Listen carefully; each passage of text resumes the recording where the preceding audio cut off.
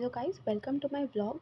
तो जो भी मेरी तरह है जिन्होंने लास्ट मोमेंट तक जीके को छोड़ के रखा, तो अब इंस्टेड ऑफ टेलिंग यू कि क्यों ऐसा किया, ये सही नहीं था, let me tell you the strategy कि मैं लास्ट 7 डेज़ क्या फॉलो करने वाली हूँ। तो मेरे कुछ रिकमेंडेड सोर्सेज हैं, जैसे अड्डा 247 का जो हिंदी रिव्यू आता है मंथली, एक तो वो है। एक है बज़ूका, जो मैंने अभी अभी डिस्कवर किया, प्रैक्टिस मॉक की फ्री मैगजीन्स आती है बज़ूका मैगजीन्स मंथली, वो भी काफ़ी अच्छी और डिटेल्ड होती है। अफेयर्स क्लाउड की आप ऑब्वियसली कंपाइल्ड पीडीएफ तो नहीं पढ़ सकते, बट आप जो ये क्यूएनए पीडीएफ, पॉकेट पीडीएफ्स आते हैं, वो भी अच्छे सोर्स हैं। और स्टडी आईक्यू के जो एमसीक्यूज आते हैं, वो क्विक रिवीजन के लिए अच्छे सोर्स हैं। अब आते हैं कि मैं कैसे प्रिपेयर करने वाली हूँ, और आप इनमें से कोई भी सोर्स यूज़ कर सकते हो। अब आते हैं कि मैं कैसे प्रिपेयर करने वाली हूँ। तो जैसे जिनका एसबीआई क्लर्क है, किसी का 19th को है, किसी का 20 को है, किसी का 25th को है। तो आप क्या करिए, इन तीनों दिन के लिए आप नवंबर के फर्स्ट और सेकेंड वीक को रखिए, ठीक है। जिस दिन भी आपका एग्ज़ाम है उस दिन नवंबर के फर्स्ट और सेकेंड वीक को रखिए। तो मेरा जैसे कि 19th को एग्ज़ाम है, तो मैं नवंबर के फर्स्ट वीक और सेकेंड वीक रिवाइज़ करूँगी किसी भी कंपाइल्ड क्यूएनए पीडीएफ से, क्योंकि उतना ही टाइम है मेरे पास। तो या तो मैं अफेयर्स क्लाउड के, मैंने सोचा है कि अफेयर्स क्लाउड का जो क्यूएनए पीडीएफ आता है वीकली, उससे नवंबर रिवाइज़ करूँगी मैं, वीक 1 और वीक 2। उसके अलावा ना अब एक अड्डा का कंपाइल्ड पीडीएफ आया है for June to October, I think, हाँ, जून टू अक्टूबर तक का। तो उसमें ना आप जो भी इंपॉर्टेंट टॉपिक्स है उसको बाइफर्केट कर लीजिए। जैसे बैंकिंग अवेयरनेस इंपॉर्टेंट हो गया, इकोनॉमी अफेयर्स इंपॉर्टेंट हो गया, बिजनेस अफेयर्स, फिर national state news, schemes, portal, sports, defence, ये जो इंपॉर्टेंट टॉपिक्स हैं ना, जिनमें से ज़्यादा क्वेश्चन आते हैं। देखो, इंपॉर्टेंट तो सभी टॉपिक है, किसी में से भी आ सकते हैं, लेकिन जिससे ज़्यादा आने की प्रोबेबिलिटी है उसको लेके चलते हैं। तो उस हिसाब से आप 10 से 12 पे जितने आपसे हो पाए उतने आप कर लीजिए अड्डा के। उसके बाद सेकेंड 20 नवंबर को मैं स्टार्ट करूँगी सितंबर का मैं बज़ूका ट्राई करूँगी। देखो, ये बहुत लंबी, मतलब बहुत ज़्यादा लंबी बुकलेट है, लेकिन क्योंकि मेरे बाकी तीनों सेक्शंस में अच्छा स्कोर आता है, 60 to 70 स्कोर आराम से आ रहा है प्रैक्टिस मॉक टेस्ट में, तो I think I can prepare for GK for a longer time. And बाकी सब्जेक्ट्स में थोड़ा कम टाइम दूँगी, लाइक सिर्फ एनालिसिस करूँगी किसी भी 2 सेक्शन का, ठीक है। तो मैं सितंबर का bazooka like approximately 140 to 150 pages होता है, तो उसमें से मैं जो जो इंपॉर्टेंट टॉपिक्स हैं मिला के मेरे 100 to 120 पेजेस हो रहे हैं। तो उनमें से मैं 60 पेजेस एक दिन में करूँगी, उसके साथ अड्डा का वही मैं 10 से 12 पेजेस। फिर 21st को मैं सितंबर का दूसरा पार्ट करूँगी, और 10 से 12 पेज अड्डा के।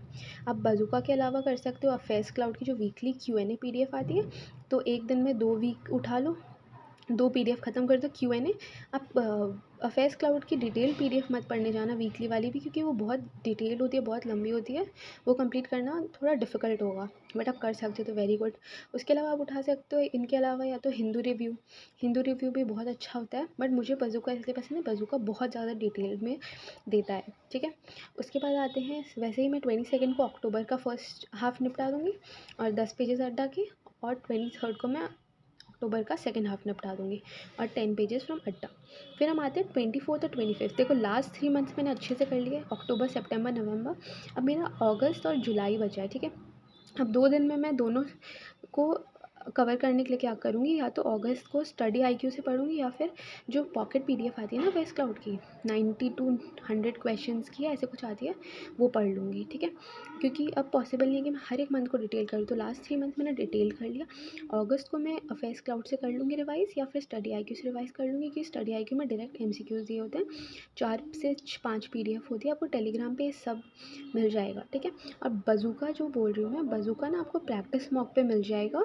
आप जाओगे प्रैक्टिस मॉक में फ्री ई बुक्स में, तो आपको वहाँ पे मंथली मिल जाएंगे पीडीएफ्स, ठीक है। उसके बाद हम फिर से आते हैं 24th नवंबर 2 दिन एग्ज़ाम से पहले, तो अगस्त पढ़ोगे। और फिर उसके बाद, क्योंकि अगस्त हम बहुत शॉर्ट कर रहे हैं, 20 से 25 पेजेस ही होंगे, तो हम अड्डा के जो हम कंपाइल्ड पीडीएफ से पढ़ रहे थे उसके नंबर ऑफ़ पेजेस बढ़ा सकते हैं आपकी कैपेसिटी के अनुसार। जैसे मैं 20 से 25 का टारगेट रखा है, पर जितना हो पाएगा उतना मैं करूँगी। फिर सेम चीज़ हम 25 नवंबर, एग्ज़ाम से एक दिन पहले, देखो, ये बोला जाता है कि एग्ज़ाम से एक दिन पहले ज़्यादा नहीं पढ़ना चाहिए, and it's the right thing, but क्योंकि हमने एग्ज़ाम से बहुत पहले नहीं पढ़ा, तो अब टाइम है कि हमें पढ़ना ही पड़ेगा 25 को, इंस्टेड ऑफ थिंकिंग कि नहीं, मेरे को माइंड को रेस्ट देना है, क्योंकि उतना टाइम नहीं है। तो हमें जुलाई जुलाई पढ़ना है, 25th को। उसके बाद एनी Q&A शॉर्ट PDF जुलाई वाइज जो अगस्त के लिए किया ना वही जुलाई के लिए करना है, ठीक है।